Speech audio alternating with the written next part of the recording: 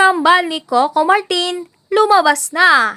Usap-usapan ng mga netizen ang ka-lookalike ni FPJ's Batang Quiapo, lead actor-director na si Coco Martin mula sa vlog ni Lutong Kahoy mula sa Dalaguete, Cebu.